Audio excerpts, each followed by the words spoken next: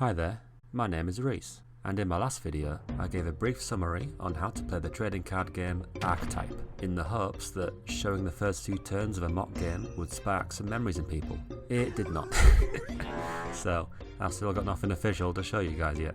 Instead, I'm going to be talking about one of my favourite archetypes from when I played this as a kid, the Slime Archetype. Since the slimes were released in Genesis, and since most of the slime cards were very common pulls from those packs, people who bought those cards back in the day should have seen these before. Then again, I've now been told that this game wasn't memorable enough to be put on Wikipedia's list of collectible card games, so I've got no idea what to think anymore.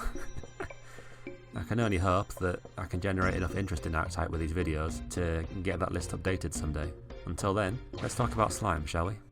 The Slime Archetype is all about spamming the battlefield with lots of slimes to overwhelm your opponent. While it can start off a bit slow, if you're able to play the Archetype's rune cards early enough, your battlefield can snowball into something completely unmanageable for your opponent. It's great. The common slime cards themselves are pretty simple. There's black slime, blue slime, green slime, red slime, and yellow slime. There's a slime for everyone. They all cost 1 material to summon, have a stat line that's free in total, have the slime typing, and don't have additional effects. Now, out of these, the red slime was by far the best one. Free damage for material is really good, and you could easily resummon it from your reserves whenever you wanted. Since the card was so popular, at least in my circle, I thought it would be a good idea to try and have the artwork for the card recreated. Thankfully, I have a very talented older brother who has very kindly redrawn it based on the description from my memory.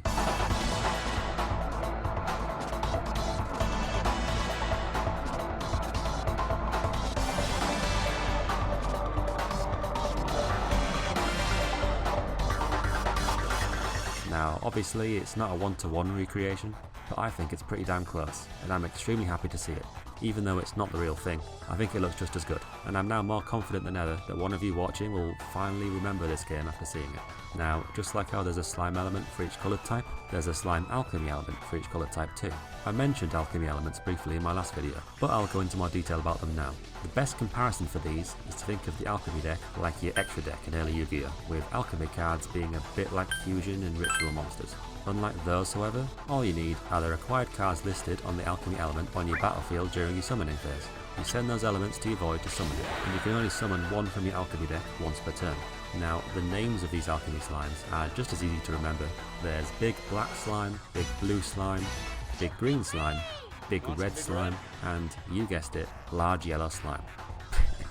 Just kidding, it's big yellow slime. Each of these alchemy slimes requires 2 slimes of the same colour to summon them. So for example, you need 2 blue slimes to summon a big blue slime. Other than that, they're basically the same thing as the regular elements, just with slightly better stats and double the material costs for summoning from the reserves. The main reason why you want to summon them is because doing so helps meet the requirements that the rune cards need in order to pull off the slime spam strategy. The first of these runes is Slime in the Hole. It has a 1 generic material cost and the following effect. Summon a slime element with a 1 material cost summoning requirement from your void. Since summoning alchemy elements requires you to send elements to your void, this card's great because it lets you summon them straight back again. The second of these runes is Searching for Slimes. It has a 2 generic material cost and is a permanent rune. All that means is that unlike normal runes like Slime in the Hole that go to your void once their effect resolves, this type of rune stays active. Searching for Slimes has the following effect. Once per turn, if a slime element you control was summoned to the battlefield by a card effect, you can search your main deck for a slime element and add it to your hand. Then, shuffle your main deck. This card combos with Slime in the Hole really well, and it just gives you an extra advantage overall. The third rune I want to talk about today is Slime Duplication. It's another permanent rune with a 2 generic material cost, and it has the following effect. Once per turn, if a slime element you control in the battlefield attacks one of your opponent's elements, you can summon a slime element with the same name from your main deck to the battlefield. Then shuffle your main deck. Slime elements summoned to the battlefield this way cannot attack the turn they're summoned. With these 3 runes, the slimes change from a generic, no effect element archetype to a real, genuine threat. I love it. Hopefully, what I've talked about today gives you a better insight on how archetypes in Archetype can work. If you've got any further questions about the Slime Archetype, or about the game in general, or if what I've talked about today brought back memories from when you played it, please let me know, either in the comments or in my Discord.